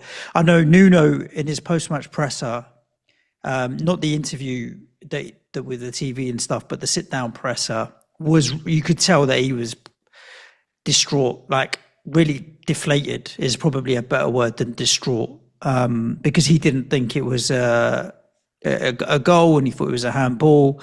Also, should the high boot have been checked, whatever it is. I don't even bother anymore, James. For me, it's like I don't even think about it. I don't even give it any time of day. What's the point? What difference is it going to make if I argue the case or get upset that I think it's a handball or that I don't think it's a handball or there's a high boot? What's the point? There's just no point. So whatever the decision is, the decision is. Whatever the result is, the result is. And I just move on. So no, to be honest with you, I'm not even bothered. Boring and diplomatic answer. Well, what do you want to do though? Like, I'll give you a different answer. I don't think there's anything wrong with the goal. It's fine. No, of course. And then there'll be people that will, and there'll be inconsistency. Yeah. So what am I going to do? Argue the case, well, it is a goal, isn't it a goal? It's not going to make any difference because there's not going to be any points added to our total afterwards. I think it's a goal. I'll best describe it like this. I think one of our patrons said this yesterday as well, that by law, it's fine. So, like, yes, Rutter hits his hand, but it comes off 5 first. We know that if the ball then directly goes in, it will get disallowed. It's weird because Areola is penalised by saving it. And what's he meant to do? Jump out the way and let it go in and it doesn't count. He's not going to know like in that split second. Then because Van Heck then gives it back to Rutter, that's fine. And it's not an intentional handball, so they're not going to rule it out on VAR anyway. And the Kostulas, and I do think he's worth keeping an eye on. I said that at the start, 4.8. His overhead kick, like the height on it, sure, but we all sat here a couple of weeks ago and marvelled at Scott McTominay's similar height overhead kick for Scotland against Denmark. But because no one's head is near that, it doesn't matter. If you actually look at it, I saw a still on the highlights last night where I think it's Mavropanos. And Mavropanos should go down, by the way. I'm really sorry to say this, but if he goes down, the ref might go and blow up and then VAR can't get involved. Well, that's the other frustration, isn't it? Where no, truthfully, if that's the thing I'd be most angry about. He should go down. And I know you should praise him for staying on his feet. I know that. And that's the way we'd love it to be. But the reality is, in that moment, he should go down. He is the closest player to Rutter when he scores. Mavropanos. So he nearly gets back in. So he's not impacted him in any way. I saw a still where Mavropanos basically heads the side of Kostulas' foot. So Kostulas' contact on the ball is perfect. And actually Mavropanos heads into the side of his foot. So for me, there's nothing on law there where they're going to intervene and turn that around. But by the same token, if it went the other way and then they didn't give it, it's like... If Mavropanos goes down, there's a high chance that the referee's just going to blow his whistle. This is it. So that's why whatever. We got a point, move it, keep it moving. Brighton doing all right. Yeah. They'll give they've got a tough game this week, but they'll give them a good game as well. You know what Brighton are going to be? They're going to be like a decent side all day long, but for reliability, you know what they are. Sam, FPL Seagull, he won some money yesterday because of their lack of consistency. Like, 1-1. I'd not fancy him to win. I think he had Bowen, Rutter, 1-1. He had the lot. Oh, really? I think he tweeted it? I'm going to go and find out on Twitter. Let's talk about Fulham 1, Palace 2. You mentioned Fulham were unlucky. Obviously, they had the disallowed goal for Emil Smith-Rowe. Which is definitely correct. It's factual. Yeah, but again, decent enough game. They dominated large parts of this game. Probably frustrated to come away with not just a defeat, but not even a win. I thought Fulham played some nice stuff, but it didn't overly hurt at the same. But Palace are a difficult team to hurt, and it was only really, I think, the changes that were made towards the end of the game from Oliver Glasner had a real positive impact on Palace. Is it Canvo came on and played right wing back? I keep forgetting his name. Came on for Nathaniel Klein. I mean, Klein couldn't be further away from Daniel Munoz if you tried. And I know he's arguably a little bit unlucky not to win a penalty in the first half. I'm not convinced about that one, by the way. But that was a little bit better. And then Uche seemed to be giving them, make of this what you will, more problems than what Mateta was giving them. It's worth saying Uche is going to be around for this week, and then he's going to AFCON himself.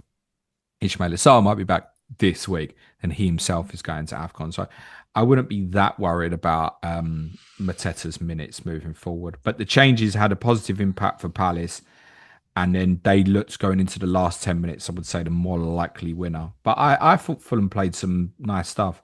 The goal is outrageous that Fulham score. What a goal that is. The link, they keep the ball well, and then the link between Wilson and Jimenez is really crisp. And then to have the audacity on the move in that split second to outside the foot it beyond Henderson. What a goal that is. One of my we talked about his ability on the ball. His striking of the ball, let's say, Harry Wilson, is something else. He's on radar. Harry Wilson, 5.2. Harry Wilson or Dewsbury-Hall? You know what puts me off with Harry Wilson? Well, in the immediate, if you need to use it now, Harry Wilson. Burnley, Forest, West Ham. Burnley away, Forest at home, West Ham away. Yeah. Yeah, if you need to buy now, it's Harry Wilson. Between the two.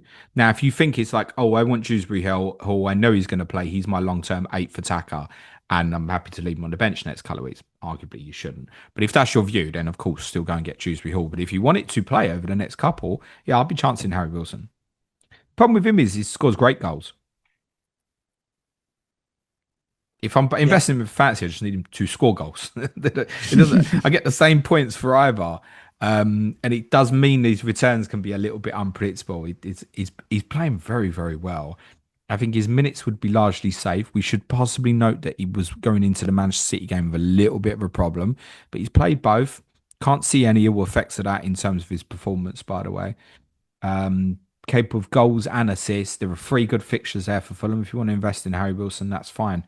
I'd like to invest in Jimenez. It feels a bit... There's a butt coming. It feels a bit expensive. Is he 5 point? It feels expensive. No, 6. Oh, okay. Yeah, if he was in the 5 bracket, I'm really considering. In the 6 bracket, I'm like... Because he could go in at the 5, and then I could use him as a rotator option further on. In the 6 bracket, I think he goes in, and I'm looking to move him on again to something else. 6.2, by the way. I know if I buy Jimenez, I'll end up with Barry. You know that. I don't know if I want to do that in my life.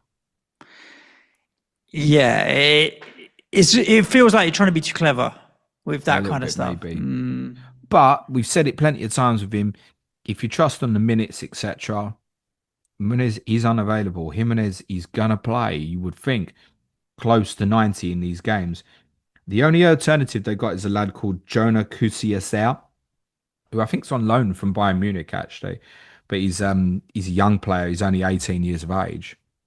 He might nick some minutes towards the end of the game. You're not going to start ahead of Jimenez. So the thing is, this time of year, to look at a forward like him and be really confident in his minutes with good fixtures, I just can't shake the feeling that it's like it's a 3-game thing and then on again.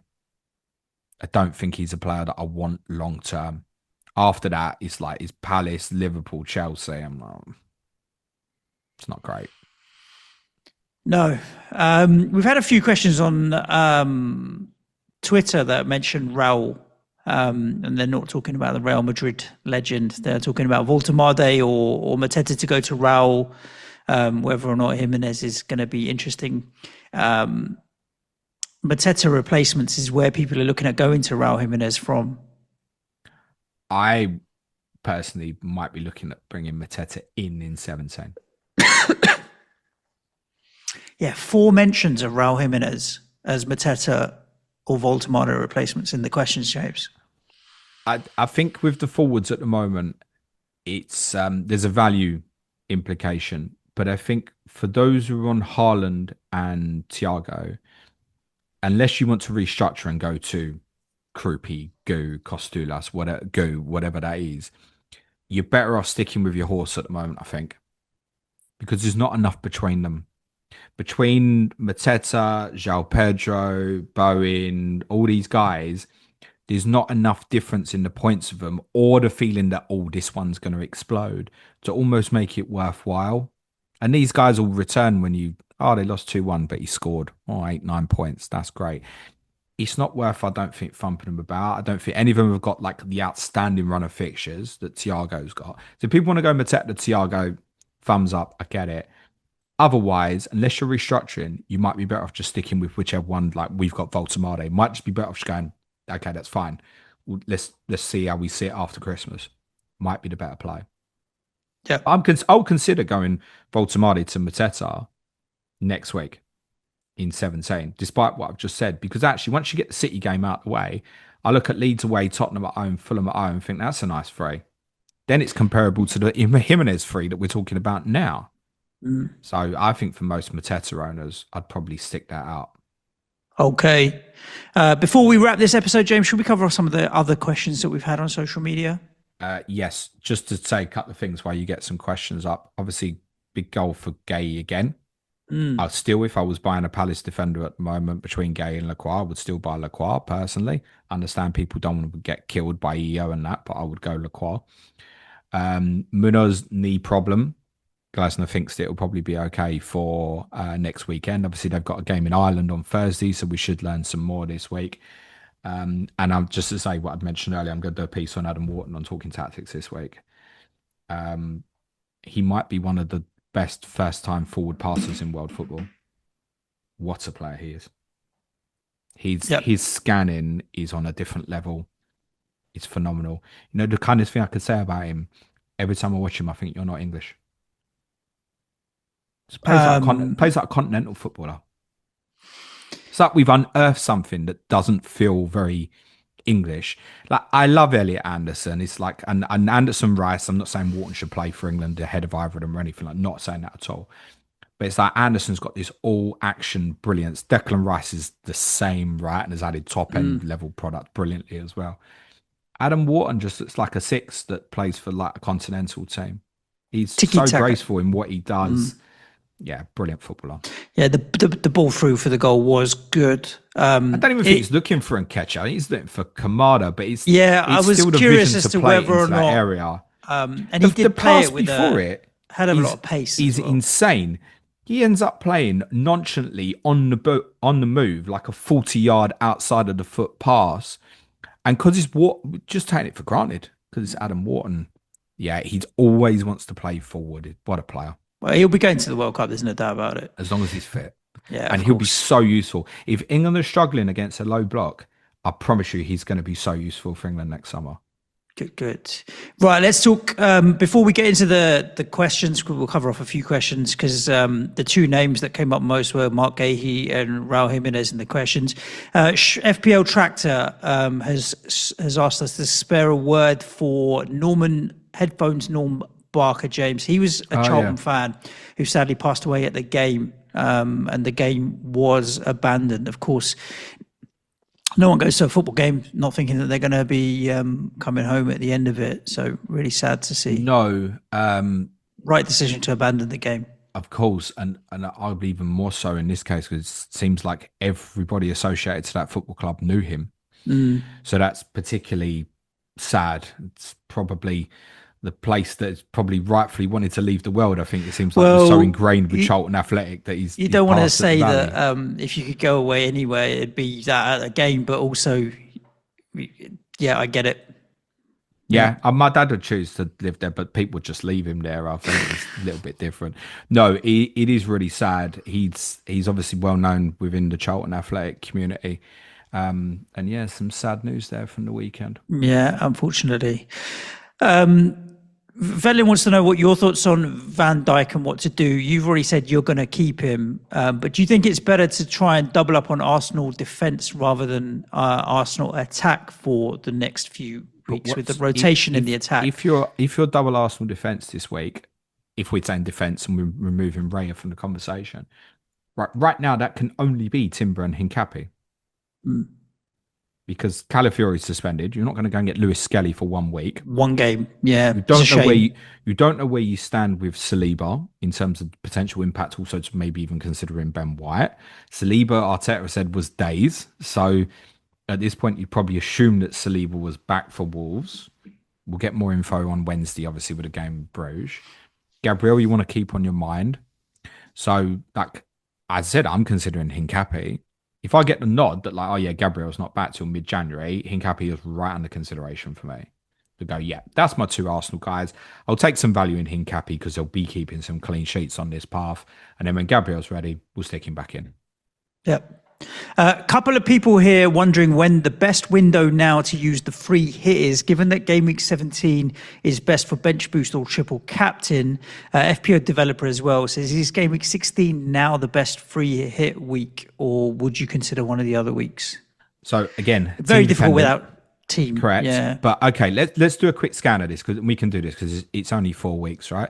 If you're free hitting this week, you're on treble Arsenal, home to Wolves. Yeah, absolutely. Do you avoid City and Palace? I mean, you probably do. Haaland, if you want to keep. Haaland is the only one for if you're scared of effective ownership. But if you're happy to go against, then yeah. If you're really bold, then yeah. If you're not, then just leave Haaland in as a covering yourself. You go Liverpool home to Brighton if you've got the right read. Do you know what I mean? If you thought, Ekateke's starting, do you look at that? Easier to say yes. I look at Thiago and maybe a couple of Brentford players. Yesterday, Brighton. It's still game at Anfield, isn't it? Yeah, but you've seen Liverpool. Okay. What happened at Anfield against Forest? Okay, so if we're free hitting this week, definitely treble Arsenal. Probably at least a couple of Brentford. I would put Atara in if I was free hitting this week. Villa at London Stadium. 5 at the back for West Ham. We can look at Villa and go, brilliant team, rare. Fantasy. What? Cash, Rodgers. Is that what I'm free hitting this week? You ain't going Watkins, are you? Yeah, no. Emi Martinez. You want to go Emi Martinez? Cool, fine. Do you go Chelsea players at home to Everton? Maybe one defensive. Okay. So but again, I think the it depends what happens midweek as well, James. Right. So who plays in Europe obviously will then dictate who you think is going to play at the weekend. Will then dictate who you think you can free hit with. Biggest reason to free hit this week would be you own one Arsenal player and his name is Calafiori. And you're like, okay, I've now got no Arsenal this week. Right, treble Arsenal. Okay, now I'll add on to it. Right, game week 17, treble City at home to West Ham. Probably Palace away to Leeds. I'd say you're definitely having at least some coverage of that. Bournemouth at home to Burnley to put like Semenyo back in, stuff like that. The rest of the top teams kind of have awkward games against each other. Game week 18, 19 is then going to be a little bit more about reading the room in terms of rotation, right? So there are things in there like Liverpool have great home fixtures in both of them, but what's your reading the room on the rotation? Manchester United have Newcastle at home in 18, not so good. Wolves at home in 19, right? So if it's 19, you're treble United. If you free hit in 19, you're going to go treble Liverpool, treble Manchester United. Yep. You are. If you go 18, it's definitely probably treble Liverpool you're going to want to force in. It's difficult to know what the next bet is. It Sunderland players at home to Leeds? Now that's all enablers anyway. You got United, Newcastle playing each other. Yes, I'm sure you go to Arsenal at home to Brighton, but it's not a fixture that would, like that's what makes me free hit, right? So again, there might be a consequence. I think anyone who wants to do it now is a consequence of feeling like they haven't got the right Arsenal. Probably. 17, I feel like a consequence of I haven't got the right Man City. then 18, 19 needs to read the room. If you're not sure and you're quite happy with 16, 17, I would wait for the read the room opportunity. Particularly as well, I think those with triple captain left will probably go Haaland 17, most scenarios. Might be bloody Phil Foden by the time we get here, but realistically, Haaland 17. And I also think it's the safest week for bench boost in terms of the potential rotation. So then free hit 18 or 19 probably. Yeah, I think probably 19. Treble Liverpool at the Leeds, treble United at home to Wolves. You got to read the room at the right time, and you can go Palace at home to Fulham, Forest at home to Everton, Newcastle away to Burnley. That's Newcastle's best fixture over like the next 5 as well. Burnley away, so it's probably that treble Liverpool, treble Man United, treble Newcastle. But good luck with rotation. Cool. Right, we'll wrap this episode of Planet FPL there, James. Obviously, you'll cover off the Manchester United and Wolves game later in the week. And enjoy your conversation about Mo Salah with David tomorrow. Listeners, make sure you're subscribed wherever you are listening to the audio, or if you are on YouTube, and hit the notification bell as well. It helps spread our content far and wide. Other than that, most importantly, stay safe, look after yourselves. Ciao for now. Thanks, everyone. Be nice to each other and play it your way. Cue music, please, man child.